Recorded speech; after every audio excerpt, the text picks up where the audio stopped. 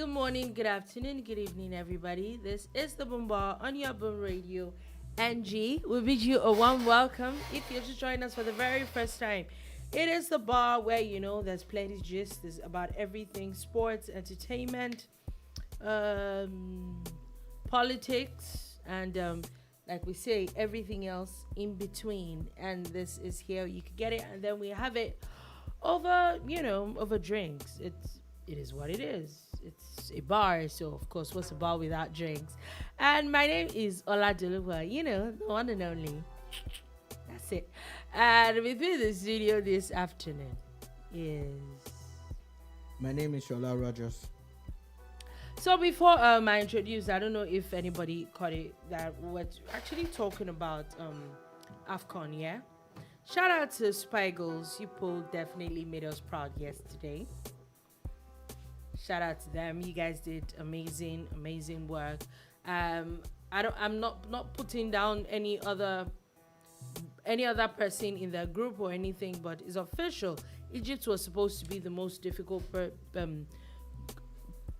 team they were supposed to have, like, on paper. Yeah, it's any team that has Mo Salah is a dangerous. There was Mahrez in that team. There was Mahrez is Algeria. Sorry.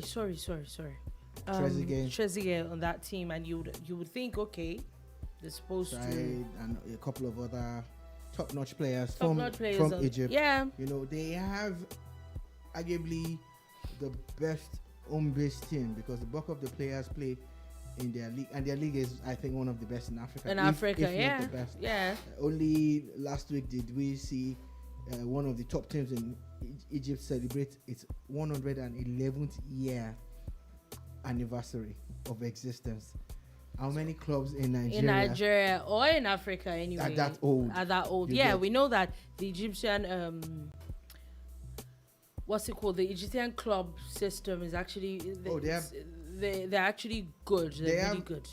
I gave you one of the best sports administrators. And look, if you look at the strides that they've made in Egypt, you know that they're a top-notch football country. Yeah, they're a top-notch football country, definitely. You cannot take that away from them. But, of course, for people that do not know, Nigeria actually beat Egypt 1-0 yesterday to put them at the top of the group.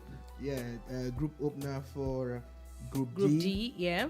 Where, of course, like Delupa said, Egypt was definitely being ranked ahead of Nigeria. Oh yeah, it was almost like all odds were like against Nigeria for that game. A lot of people, mostly Nigerians, had written off the Eagles. And a lot of people, like, you could see that even internationally, everybody was actually monitoring this particular game. Yeah, this game was one that everybody wanted to see what the outcome was. Arguably the biggest game so far at the AFCON. Even the opening game was not this big. Yeah, it wasn't this big. Who did Cameroon play? Mm-hmm. Cameroon is a top country, we know that. But who did they play? Exactly. Then again, another game that came close, at least on paper, is Morocco versus Ghana. Yeah. Ghana is another top footballing country, and Morocco is a top footballing country. So you would have expected some fireworks to fly, but there was a lot of buzz with the Nigerian team, and I'm really happy that the Super Eagles definitely did not come short. They actually did surprise a few people. They actually helped. I won't say help. They actually did Nigeria proud in that. But okay, say what you want to say. No, go on, because I was going to move something still on AFCON. Yeah, there's a lot to unpack on this game. So we're spending a few minutes on this AFCON and on this game. A lot of reactions, and I know that's where you wanted to go. Mm-hmm. But I saw the game. Okay, I did. I saw the game. I don't watch Nigerian game. It was nail biting at some point. I cannot have. I know we have scored in the first half, which is why we always say try and get an early goal and everything. It helps you understand them. Again, defending has to be top notch, and you're not supposed to sit on that goal. I saw, like everybody has said, I know that I've heard this from so many people. Yeah. We played a good game. Yeah, everybody has been talking about. I've seen the a few people of that go game. out and say that from beginning, the AFCON has begun. This is actually the very first football game. In fact, so I remember I saw a tweet where someone says, at least we're watching football and not Gidigbo that we're watching football. Yeah, there's been watching like, okay. There's been some tough tackles in some games, especially the Cameroon game and all of that. But you see, in this game, you would see that the Eagles were ready. Now, their preparation was messed up. They didn't even. Yeah, a lot of people didn't come in early. They didn't have the full of the team in Abuja. Mm-hmm. One or two players had to join them in Cameroon. And some couldn't even come allowed at to all. travel by their clubs. Case in point, Dennis, Igalo. So let's talk about Dennis first. Yeah. From the onset that the coach had revealed that they're not sure they were going to let him go, Nigerians have started beseeching their Twitter handle. Then they finally announced that it wasn't going to be allowed to play, that the invitation came a few days late or a few and everybody's going. In fact, I even saw someone that been literally praying that Watford is going to lose all their matches. You saw someone. Oh, you don't get it. Oh my God. Like, we have no chill. No, you don't. It's a thing now on Twitter. It's actually a thing. Go and search for Watford's official Twitter handle. It's verified on Twitter. And look at every post that they put out since that incident about a week ago or 2 weeks ago. Nigerians go there, and even some non-Nigerians go there to curse them, and all of that. So it's become like a joke. Some Watford people will come and try to defend the club and all of that. But yesterday, hours before the match, they now tweeted a picture of the Dennis guy with a Nigerian flag, and they said back to training. And I feel that was very disrespectful. That was the timing of that tweet. It was. Someone said, "Oh, that they tweeted at him once and they put the flag." I said, "But on a day when Nigeria was supposed to play, and you're not, and he's supposed to be in camp." No. Now, some people claim that the guy himself really didn't want to play for Nigeria because he's not guaranteed a starting jersey. This is what other people are saying, not my opinion, and not. At least not an official statement from Dennis himself. But I think everything points towards that. Like, why didn't he push for it? Because you could see a few players. Why didn't he try? There's another story about how there are few of these players that they're only interested in Nigeria because they know that whatever other team that they will not hit the mark. So but Dennis is homegrown. See, and then Dennis is from Kwara, and then you would expect. Bukola Saraki's football academy. Yeah, and then you expect in his case, he has nothing to do with wanting to play for another country. Someone like him should actually push a bit. Take case in point. Sadly, Osimhen couldn't because of COVID and all that. But you know that he wanted to play. Osimhen was in Nigeria before any other Eagles player, and Osimhen tweeted. Yeah, he actually. When people were saying that it was not going to be available, he said he is available if invited. Bar COVID-19, the man would be in camp playing for them, and that kind of game would have been phenomenal. It would have been phenomenal. I can imagine the adding energy and the verve of Osimhen, so that makes his speed, his guile, his intelligence in that game would have been massive. So I also kind of share the sentiment that Dennis didn't really want to play for Nigeria, because if he wanted to, he would have pushed. But those things end up helping us, because now there's pressure because some players are missing and we've been written off. Then the coaching department again, I was going to go having a stopgap arrangement. Coach. Yeah. I was going to talk about that, and a lot of people have been talking about the fact there's a particular paper that called the lethargic team of Gennaro Raw. And the energetic team that we saw yesterday. Now, there are two issues with it. Number one, is it the real thing that Gennaro Raw actually missed it at a point? Or that's one side to the coaching. Another question that I have is, if they actually continue in this momentum, keeping in mind that the Nigerian Football Federation has already signed another coach. and we have an interim coach that is going to give you the results, was there really a need for that coach, or was there any need for the coach that early if he wasn't going to go to this tournament anyway? So, very good questions. Let me respond to them. We are being ungrateful by talking down Gennaro Raw. What we need to do is go and look at the facts. Where was Nigeria before Raw came? Raw qualified for the World Cup with a game to spare. That had never happened before. Since we started going to the World Cup, this happened because normally we'll go get out the calculators and start with the permutations and everything. So if this person loses this game, then we'll win. And look at the people that we were competing against. Algeria, top teams. Yeah. The same Raw beat this Cameroon team. Look, I think we're just being very ungrateful. Like, is it not possible for us to say that Eguavoen is a great coach? And Raw was actually what good. He can, and he was a good coach too. He was a great coach too. You understand? Do you agree that they lost it at a point? There was a dip, but it happens. You know the sad part? It happens to every coach in the world, every team in the world.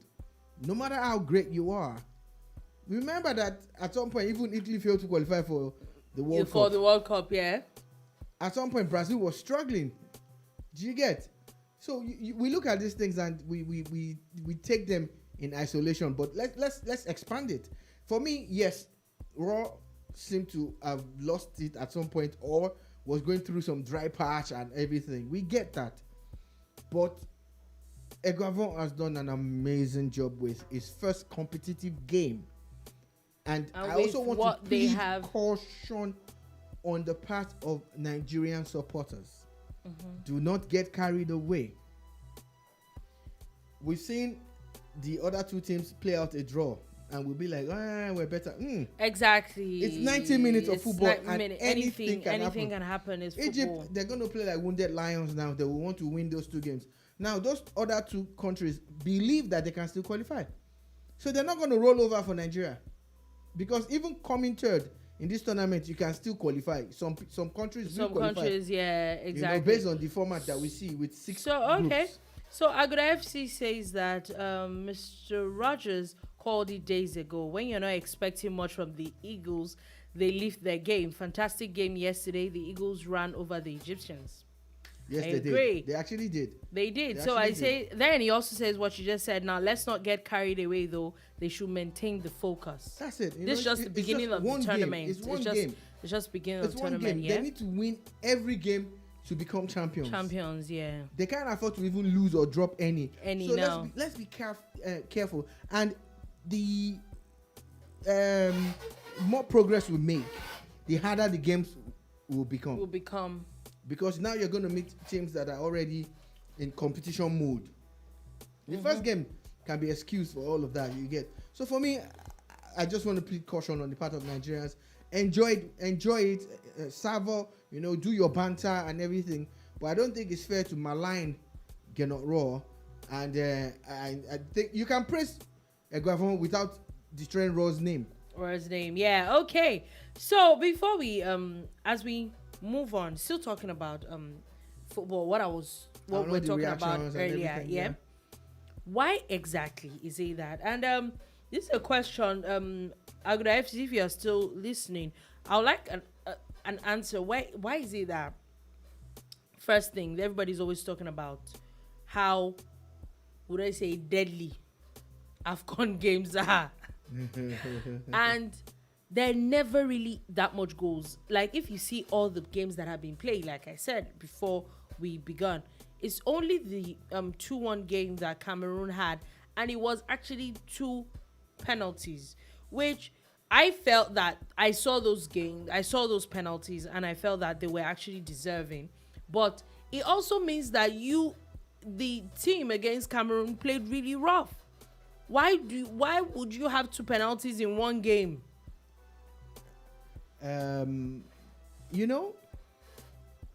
I'm not surprised. I think it's something that happens in a tournament of this nature. And the reason why is that, again, the kind of preparation leading up to this tournament. A lot of these countries don't get access to their players until a week or two to the tournament. So how much fine-tuning and friendly games would they have played to get into competition mode? So as the competition progresses, the quality increases and everything just gets better. But the only thing again is that the fact that the quality of your offense will increase means that the quality of that other team's defense too will increase. But now it's down to tactics and a little bit of luck at times. Yeah, because a lot of people, I've been seeing a lot of people actually, not one, not two, not three people, had been going on social media about how the Nigerian game with Egypt, not just the fact that they won, that it was a beautiful game of football that they both played. Yeah. That's the first time since AFCON begun that there was actually football that we're watching. I agree 100% on that. Like if you look at the way the Nigerian team was set up and everything, and again, one of the things that you must give Eguavon kudos it was obvious he was not ready to play. He was not here to play. Was playing players in their natural positions. There's this conflict that happens with footballers. Some of them in their clubs play in certain roles. Then when they come for their own country assignment, they get trusted into other roles. I am Some footballers find it easy to, blend into that system. A lot of people don't. It's something they play week in, week out. There was a time when Victor Moses was being played as a wing back by Chelsea. They stopped playing him as a winger and they started playing him as a wing back. I think that was under Conte or something. But Nigeria still kept on playing Victor Moses as a winger. So whenever he comes home, he's playing as a winger. But you see that it's not the same Victor Moses. It's not the same. It's two different things, I know. So at times it's easy, at times it's just messed up. But all of those things also have some kind of bearing on, the overall play. Yeah, so you still didn't answer one of my questions. Which is? What happens to the new coaching system of Nigeria now, the way it's going? Okay. Was there really a need for the urgency? I said, and I've said it over and over again, I felt that Raw was losing it. But I also felt that they should have allowed him based on the contract he had, because there was a target that was set for him to, I think, win the AFCON or maybe get to the finals. But with the way they were going already, did you think that they could have played the game they played yesterday? Yes, with Raw, they could have eventually played something, not exactly like that, maybe a different pattern of play. But with Raw, when he gets all the players that he needs, he always knows how to bring out the best in these guys. He always does. Go and check his results, Go and check. Is it like he has actually failed like he's woeful? Is it like his win percentage is like this guy that they are bringing? That's like issue now. His win percentage is way higher. If you do an analysis of Gennaro Raw, and let's say the last 15 games of Raw and the last 15 games of Passero, you find that Raw is heads and shoulders ahead. So what's that? What really? So, yes, heads and shoulders are ahead and above and beyond him. I say that boldly.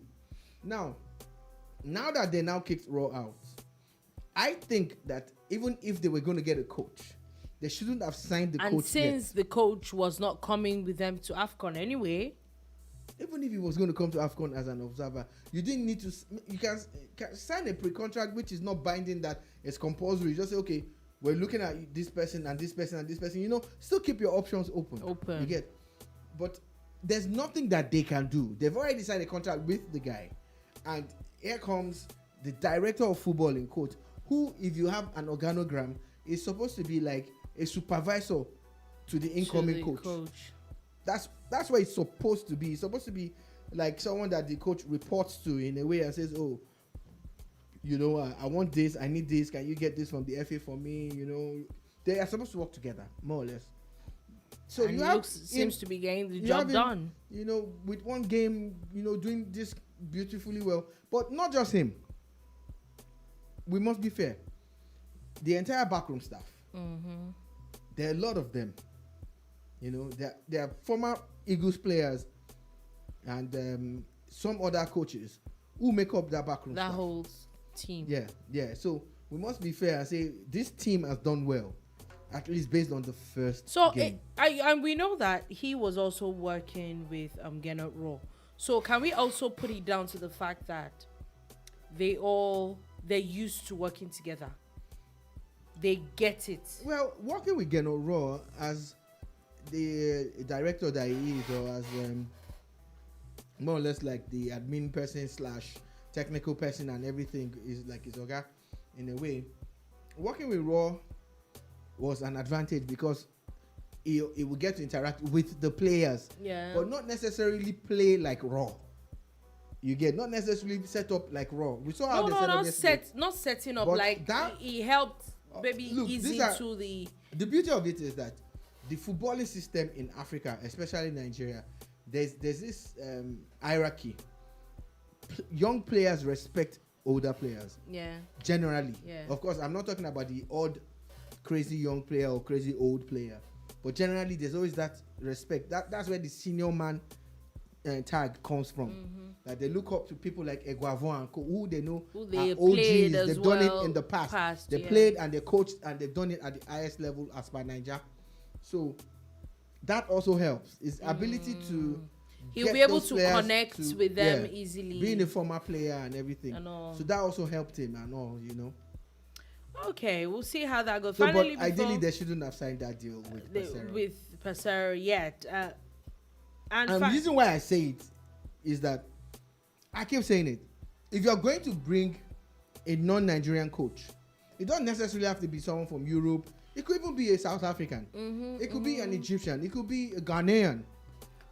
Make sure someone that gets the job done. That is a better coach than the ones we have in Nigeria, and make sure that he's coming with a long-term plan to move Nigerian sports forward. But most times it's all these guys that just come to collect money and make a lot of noise in the media and go. That's it. And finally, before we leave that game, yesterday there's also now talks about how Mohamed Salah has come to blame their coach. Look, for what happened yesterday. I am shocked. Because you know why? I don't know him personally, the coach, but I saw a video of Austin Eguavon where he was talking about Egypt, that Egypt is not a small team. They have one of the best players in the world in the team. They have one of the best coaches in the world in the team. Carlos Queiroz worked with Alex Ferguson at Man United. That's one of the jobs he held when they were winning trophies. That's Carlos Queiroz. Carlos Queiroz has coached in Asia, has coached in Africa. I think he's coached Angola at some point, He's actually a very good coach. Good coach, yeah. So, I don't understand what Salah is saying about Carlos Queiroz. But again, how does this now work?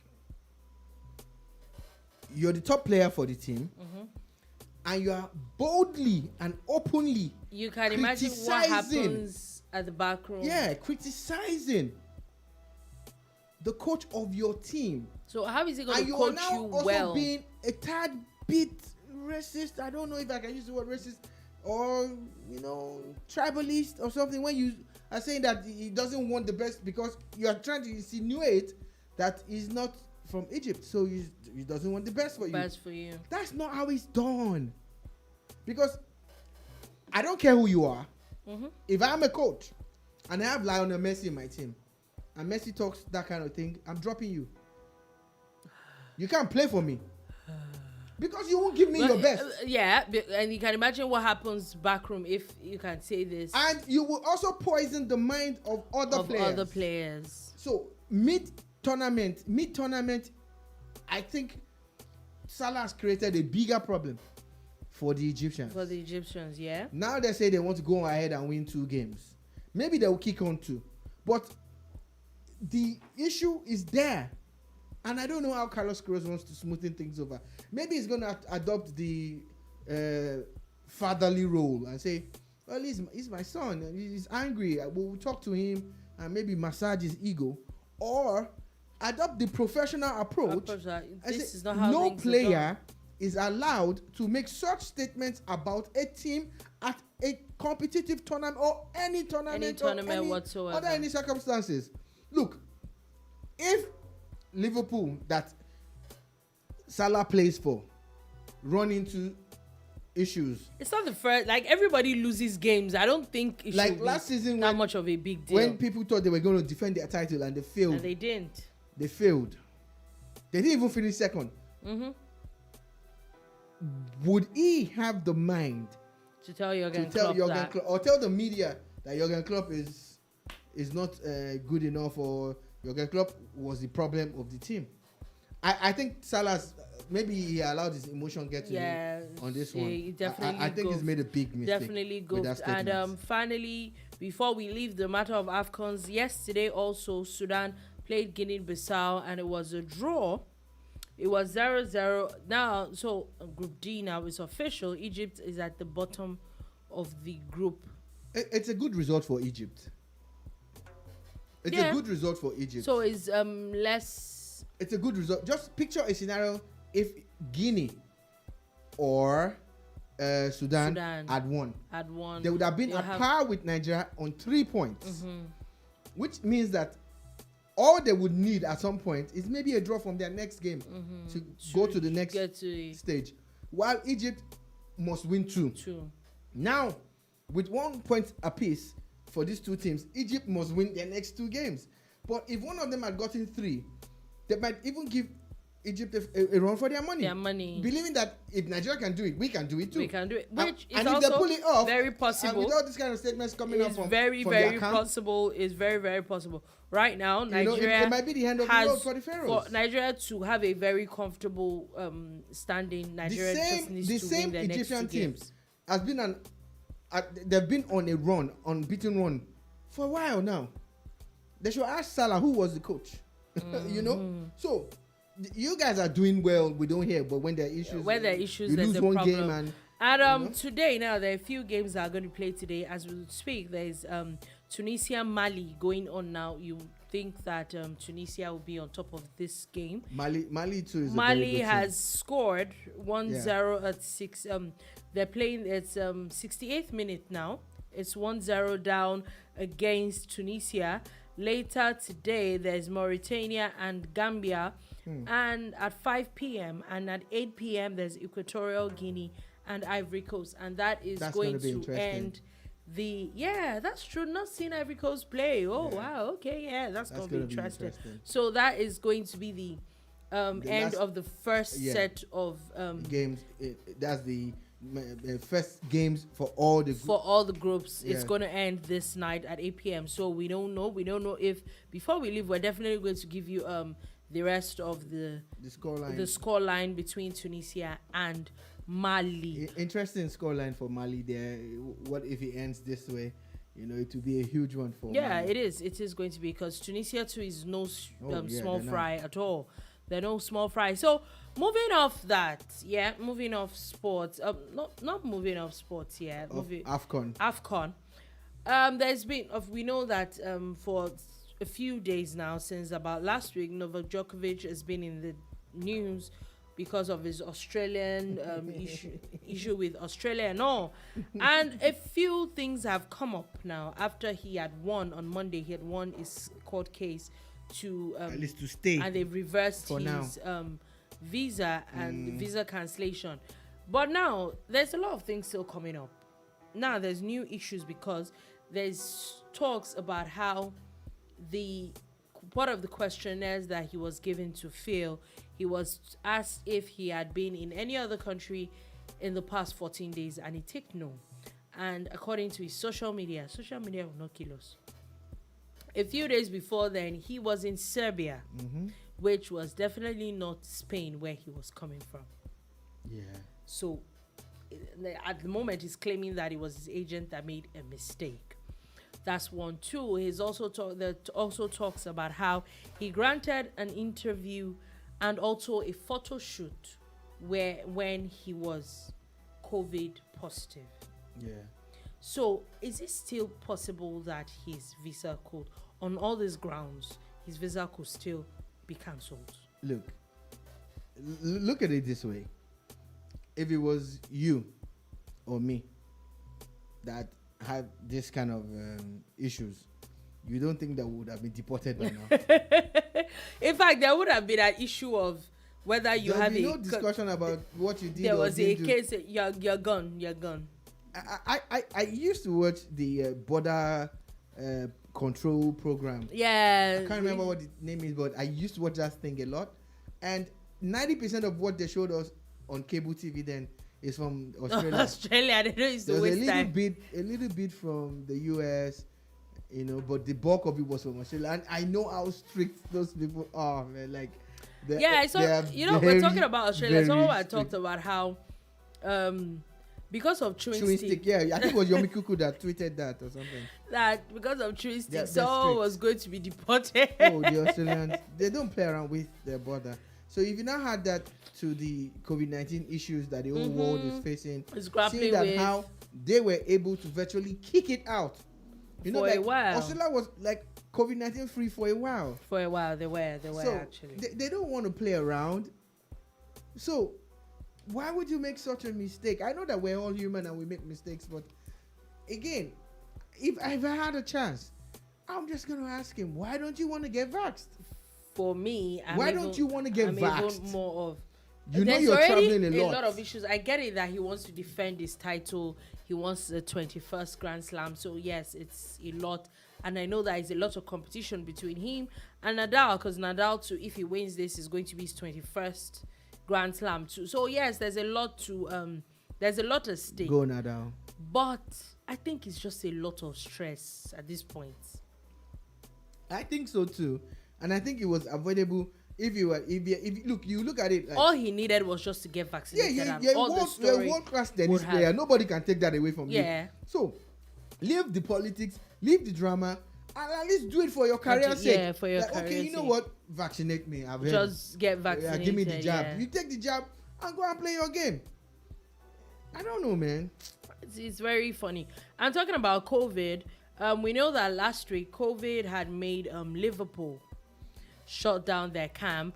There was also talks about yesterday about how there were some false positives that they had back and forth. Now it's official. They're going to be playing with Arsenal tomorrow, the Carabao Cup semi-finals. I still feel that Liverpool should have been disqualified. I feel that it's unfair on us now that they were ready to play and there was supposed to be some COVID. Now they're saying it was not real, that the people who they thought had it didn't have it. It was the style of testing that they deployed and blah. I think it's And in the same season, Liverpool had played another club that had to give a debut to 16 players. Just because they had to keep up with the competition and play Liverpool. So shouldn't Liverpool have been treated the same way and told to give a debut to, even if it's 21 players, they should go ahead and do it? I'm telling you. Yeah. They should have played Arsenal like that. I think it's unfair on Arsenal though. Oh, okay. And it points to the fact that it's almost as if there's some kind of favoritism somewhere there. So moving off sports and moving off football, yeah. I think that at this point, Oyo State is probably going to have to open its deepest vault for burials now, because a lot of eminent. It started with the Shonwo of Personalities, yeah. Ogbomoso. This was like a month ago. That was like a month ago, which of course we know that the state is going to actually It has to be a state burial. It has to be a state burial. Then the Olubado of Ibadan came up and everybody was That like, one- that and one we know too. that one is of your sea. These are actually all top kings. And then just today, a former governor, Yeah. Christopher Adebayo Alawakala, actually died today. Yeah. Oyato. You know, And I don't think anybody saw that coming. nobody ever sees Nobody these saw things that coming. coming. Nobody sees it coming. I think, according to reports that we're getting, he died this morning. Yeah. You know, in Ogbomoso, his favorite Ogbomoso. We know how he's so proud of that town Yeah. and how he lives there and all of that. He has the choice of living in Abuja. You know, Ibadan, Ogbomoso or people Lagos. are really hit now. First they're king, Yeah. now a former another top person. know. It's really So, sad. First things first, it's condolences to his family. His family, the because Ogbomoso people. At this point in time, a lot of things will be going through their minds and everything. To lose your patriarch, to lose, the head of the family is never a good thing. To even lose a dog, Anybody. a pet, is not a nice thing. Not to talk of someone who you love and respect. So hearts and prayers and love and light their way. Then politically, it changes a lot of things. It causes does. a lot of issues because we all know that politicians are always vying for something. He He was still vying for governorship under, I think, ADP, the last elections. Yeah, I think he crossed to the APC at some point. Yeah. Then I heard he's back there, and of course they're forming alliances here and there and all of that. All his political children will feel like, they've lost. Yeah, there's a structure that is like a lot of things that's just at stake. So it's going to affect permutations here and there. But after all said and done, this is a debt that we all owe. We're all going to pay this debt. But the thing is that I'm using this to appeal to people that we should leave the world better than we met it. Because it's about legacies. It's about what you can do. How many lives can you change positively? Yeah. How many people can you help and all of that? May his soul rest in perfect peace. Okay. And talking about let's move on from that and people getting arrested. A few people have been arrested. A few people have been remanded in court. Starting from some top Instagram Nigeria people. Yeah, starting from, we talked about him yesterday, Momfa, who was supposed to be a socialite. He's supposed to be a bureau de change operator. He's supposed to be a businessman / socialite / social media influencer. Mm-hmm. And looks like the EFCC. We know that he got arrested a few weeks ago, a few months ago actually, sometime last year, and he was released and we didn't hear anything about it anymore, and everybody was like, okay, maybe the matter had ended. And then here we are, he comes into Nigeria again just yesterday and he gets arrested at the airport, and immediately they've taken him to court. That's the thing about it. Like, I've always said one thing though, that prison congestion should not be encouraged. If people are going to if people are going to be sentenced, let them be sentenced officially, and you know that's where they what's are. left, yeah. As against you arrest someone and then you deprive them of their right to move around, then eventually the person is released, maybe on a technicality or being innocent. So I like it when it's expedited like this. So barely 24 hours after, they're in court. Yeah, they're in court now. The court is now in court on 8 counts bordering on conspiracy to launder funds obtained through unlawful activities, retention of proceeds of criminal conduct, laundering of funds obtained through unlawful activities, failure to disclose assets and property, possession of documents containing false pretense, and use of property derived from an unlawful act. Now they're saying that this is and their financial transactions to this effect. And this is all in an Ikeja court. Yes. In Lagos. Yep. To the tune of about 5,998,884,000 approximately 653 approximately naira 6 billion. Kobo. Yeah, about 18 billion, about 6 6 billion naira. We know that the case he had before, about 32 billion, that is still in another court. That's on the island, another court on the island. These guys are big, man. I'm telling you, like, I'm not encouraging crime or fraud, but billion, like someone is being taken to court for billions. All those figures, I only hear you read them when we're talking about budget, Yeah. like a state budget. So You know, the fact that your name is even attributed to so such money. Billy, Bill, some bills. It's Billy, Billy. can Billy. Not Millie. B. That's a lot of money. It's and, a lot of money. If you look at it, that's a lot of victims too. And it's not just That's now. a lot of sad people. Unfortunately, That's a he lot didn't of make bail broken because dreams. the judge has now remanded him to EFCC custody, so he's not going to detention. So think about his detention is not in a police station or at the prisons. Is back. think to about EFCC the custody. people who have lost those monies. We're looking at the glamour and the glitz and the glam and everything of people saying, "Oh, this guy has this money or spends it a certain way." But think about the people who've lost money. Think about the people who are victims. If the stories are actually true, If the stories are true, because everything is still alleged. they are all allegations until the court says otherwise. So it's I don't know if to wish him luck or to No, there's no need to say anything other than let's just we'll keep tabs we'll on definitely this. keep tabs on it and we'll see And how it goes. We'll discuss this. And I'm talking about people also getting arrested. Now, there was a lot of hue and cry on social media about a particular skit maker called The General that the people of the National Drug Law Enforcement Agency had come to arrest in the wee hours of the night, and everybody was wondering what happened. Of course, it's one side of the story that everybody hears about, and which is issues or time or situations that have come to realize that, especially in Nigeria, let's be calming down. Now, a statement from the NDLEA has now said that in the wee hours of the morning, this was this morning, that a particular person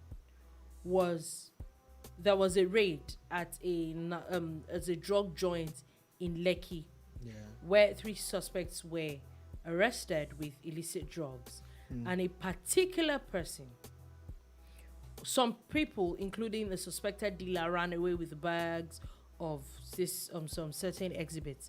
Now there was a trail that showed that he ran into a house of this so-called skit maker. Okay. So as he ran into, of course, they said that there was noise to prevent his search and all that, and they introduced themselves as officers of the NDLEA and submitted themselves for search before entry. This was done and a search was made. And now, by the time a search was made, there was recovery of drug exhibits of tramadol, 225 milligram, and some paraphernalia and cannabis sativa. Yeah, about 14 to 15 grams of each. And now they say that there's now a confession that this particular person had admitted ownership to this drug. There's also a picture that has been put out where it was written about how of him being detained. All right, first things first, I didn't know the guy was that young, 22, real name, and the fact that he's from Edo State. I'm like, wow, I didn't know. That's one. 2, the fact that the EFCC operatives submitted to a search NDLEA. NDLEA operatives submitted to a search first is instructive. Yeah. So you cannot say that they planted drugs. Yeah. Because if you actually did search them and you saw that there was nothing. So, yeah. Then again, it's good to always record videos and put them out. The video that went viral, or that people have seen, I'm not sure if it's viral, but that a lot of people have seen, was a live feed. You get? Mm-hmm. I think it was a live feed on Instagram, and people have been able to record it and reshare it. Shows how they stood up for themselves and said, we don't know you, blah, blah, blah, and all of that. The one I saw was very short. My own prayer for him, talking as a creative person, is that I really, really hope that this confessional statement that he made was under duress. Yeah, because you know what they say. I'm not a lawyer. They will tell you this is an open and shut case. That there's a confession. He has already confessed. There's a confession to a crime. So the things that they'll be talking about now is, oh, my lord is a first-time offender. Mm-hmm. But I hope that There's a wiggle room out of this. For the guy, because he's one of the funny guys you see out there, trying to put smiles on people's faces. And these guys are doing okay for themselves. They're all flexing and they're happy and they're helping other people, and I'm happy for them. But if he is culpable, then he has to pay. He has to pay. That's the sad part. That's the sad part for him. But it's a good part for society, because again, we do not condone or encourage the use of illicit drugs. So I have my issue with this is that a video was put out, and of course, Mr. Macaroni came out with an epistle. Okay, he's responded to it. About how he was one that first basically broke this Okay. news about how the NDLEA is searching, and they just come into people's houses, and reading a statement from the NDLEA, meaning that there is a background story to this. Yeah. There was no part of Mr. Macaroni's story that said someone ran into your house, meaning that they just did not come and knock. It was mainly They were in hot pursuit. They were in hot pursuit of a person. Yeah. And this is where my issue comes. Everybody, not let me say everybody, but a lot of people went there and were saying all sorts of things. Okay. Why is it that we're always very quick to jump to conclusion? I don't know. Is it not that it doesn't make us credible people? It will get to a point where people will not take you serious. I think that it's him showing solidarity Because to a remember colleague. the cute Abiola guy too, that he was one that came up with that story. There was a background to that story. Even the cute Abiola, after it was released, literally has nothing to say about it. Like, so I'm wondering, like, shouldn't you do your due diligence before you actually put out stuff? Yeah. So again, what a lot of people feel is solidarity and support. Like, these are your colleagues, and you want to stand up for them and defend them and all of that. However, it's better to err on the side of caution, because if you're not careful, you're going to get yourself into trouble. Your statement can actually be used in court now. A lot of these things that you see, this might even spur the EFCC to see this case to a reasonable conclusion. Yeah. And in court, they can actually use it and say, look, these are the things that people were saying about this arrest, and for this reason. Yeah, because you can also now put him in a very precarious situation. You're not helping his case. No, you're not helping his case. So it's always good to at least get the facts of the matter before saying anything. And speaking about that, yesterday we failed to do a follow-up on the Wizkid and the Starboy Ahmed thing that we talked about 2 days ago. Yeah. And of course, a lot of facts, even the Starboy Ahmed guy now has come out to confirm that the things he was sent to school, the things that Wizkid had done for him was more than 10 million. I think that he was promised. Expecting 10 million naira lump cash, sum. which if you had been sent to school and maybe your mom giving money and you're still out. Where you are, what's the guarantee that 10 million naira wouldn't have been blown away? So shout out to Wizkid. I think he did the right thing by trying to make this person a better person, as against just giving him money or just throwing. And it's funny because there's one thing that I think him. I've come to really learn from Wizkid is the fact that silence actually does a lot. Up till now, he's still not said anything. He's not going to say anything. He's not going to say anything. He's not going to respond to you. He just focuses on his business and his craft and his family. And so, moving off that, just before we leave a bit of entertainment news, this is not Nigerian news, but rapper Young Jeezy, Jeezy, yeah, has welcomed a child with his reality TV host Jinimai, and his reality TV host. He has welcomed a child with his reality TV host wife. Okay. Reality TV host wife. He's a good guy. This is his wife. He's a good guy. So some people welcome children with their reality TV hosts. We know them. Okay. Or we hear about wife with his wife. Anyway, where I was gonna go was that And this is a conversation that has happened a few times. Now she's giving birth. Everybody knows she's giving birth now. And it's not her first marriage. This is not his first marriage too. But also her own first marriage, which I think lasted for about 10 years. With her, I know I watched an interview with her talking about how it was a fact that one of the major issues they had was the fact that she didn't want children. So and now she has then a child. the guy had to leave and then had to go marry someone else because he wanted children. And now here she is, married to She someone didn't want else. children with the guy, ne? Or after the guy left, she saw the light She and saw the decided to have light. a child or two. It could be anything. I don't think you it's know? fair though. But people should be allowed to change their minds too. You always say that too. Children, it's a marriage situation where someone else's life But is people involved. agree. Some people actually go into marriage agreeing that they don't want to have children. Both parties. Okay, so on the guy's side, you say that he knew anyway, They probably didn't even have that discussion until they got married. and then she's like, I ain't having it, and like, I can't deal with it. You know, so maybe she saw a cute baby one day at the mall and she's like, oh, my ovaries, I need to have this, you know. Okay. Okay, let's move on from that and to go to a very sad situation that happened yesterday. Very, very sad one. And it was the building collapse that happened in Delta State. There's conflicting reports. People are saying that about 3 people died. Another report is saying that about 10 people died. They're saying that about 35 people have been rescued. That some people are still trapped in the building. And back and forth. Now, the background story is that according to some report, they're saying that the building, one, it was the very first time they're using this building. Sad.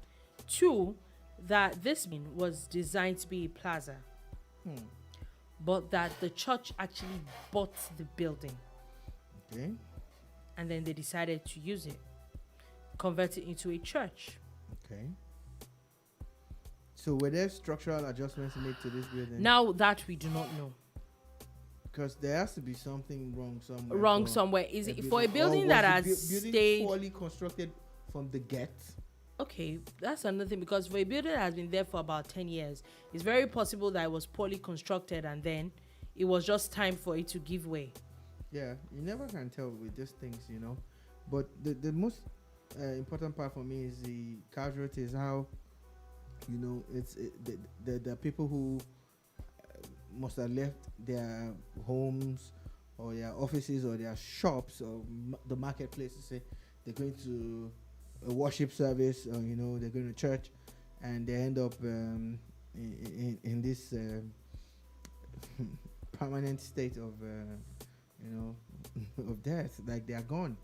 There's no resuscitation involved. Nothing can happen. They can bring them back. And I'm just finding out now, according to Delta State, they have set up a panel of inquiry and put the death toll at 4 as at this afternoon. Yeah. It's important that we always wait for the authorities to give us the numbers. It's important to trust them on this one. A lot of people feel, oh, they're not going to tell you the real thing, but it's better than just jumping on things, and putting out information that you shouldn't.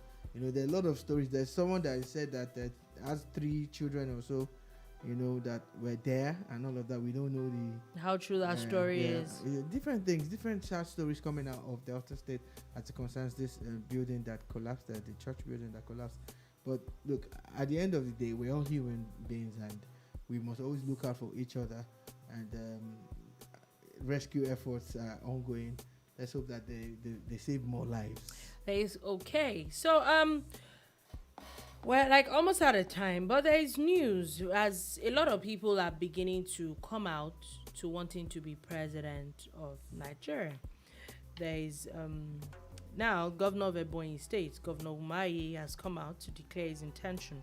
Also, the former Abia State Governor, who he had said before that if it is zoned to the southeast, now looks like he's not even waiting for it to be zoned. There's no caveat anymore.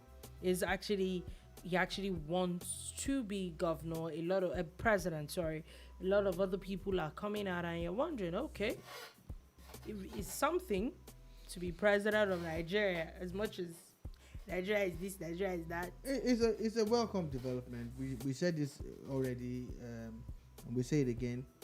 As long as you have the power, the wherewithal, and you are legally allowed to contest, please go ahead. We never can tell who is going to be the man. Our permutations might be about this person or that person, and it now ends up being a completely different person. Exactly. And we've seen that play out before. Oh yeah, we've seen that play out a lot.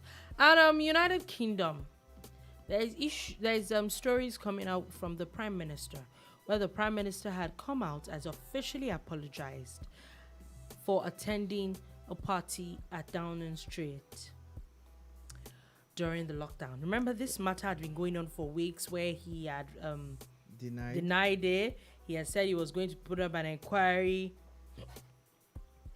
about it, and back and forth. And you're wondering, really? So you actually went, and so what was the deniability for? What did you think? The thing is, this is impeachable. This, in the UK, he might lose his seat when these kind of things happen. Mm-hmm. I don't know how they're going to handle it. I don't know how, especially the opposition is going to take it, because they hold themselves to very high standards. High standards, yeah. And after denying it for months, now, because this party happened about a year ago, after denying it for months, you now come out to confess and everything. Maybe because there's some evidence now, or maybe there's a snitch somewhere, or there's some evidence, some witness that's willing to testify against him and all of that.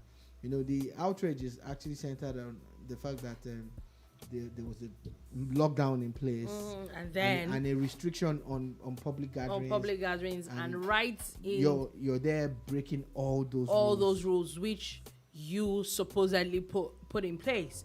And the United Kingdom is not having a lot of good news, as a United States judge has rejected a bid for Prince Andrew to dismiss a lawsuit that was brought against him. Basically, it was supposed to be a sex abuse trial that was brought against him, and they've been in court back and forth for the dismissal. It's been going on for a while. For a dismissal. Yeah. Now, that has been thrown out, and is officially going to be tried in the United States. Let's just see how this one develops, because this case has been dragging for a while. There have been allegations of him being involved in a pedophile ring and all sorts of nasty, dirty things. Very nasty, actually. So it's good that the law is actually being used regardless of status. Because being a royal, people would have. Yeah, but he's in the US. It doesn't matter, because they have diplomatic relations and all sorts of things. They could actually pull strings and have the case thrown out, or maybe transferred back to the UK, where of course they might say, oh, we can't put him in prison or jail because he's a royal and all of that. And all that. And finally, before we go, IPOB is in the news. The indigenous people of Biafra. They're in the news. They're telling Southeast governors that they should arrest criminals enforcing the sit-at-home order. And this is coming from the stampede. This is coming off the issue of the stampede that happened, was yesterday or 2 days ago. Yeah, it was about 2 days ago. Monday. That happened, where some people were, of course, they had gone about their business, and there were people that were coming to enforce it. So a stampede happened. A lot of people. I even saw a car burning. Got injured. Very credible and all that. So now IPOB is saying that they know nothing about it, and that anybody that is enforcing this is a criminal. Well, that's good. Although the authorities don't need to wait for IPOB to know or not know. They're just going to do their job. What they're supposed to do, as at when they're supposed to do it. Mm-hmm. So but now that IPOB is saying this, so they're basically, it's just some criminal elements that just want to, whatever violence that's going on at this moment, it's not us. They're not involved. And on that note, that is all we have to take today on the Boom Bar. But before we go, let me finally give you the last results right now. The match has ended. Tunisia, Mali ended 1-0. Seriously, people, is there something wrong with playing? But even though it ended in favor of Mali, Mali actually got a red card. They got a red card, but definitely they won this match. So it looks like They'll take that. Tunisia is They'll live with the red card. definitely have to do more right now. And by 5 p.m. there's Mauritania and Gambia, and 8 p.m. West African time there's Nigerian time, Equatorial Guinea and Ivory Coast. And that's all we have to take today. We'll definitely bring you more talks and more updates on this tomorrow on the Boom Bar at 3 p.m. West African time. So from us to you, it's peace.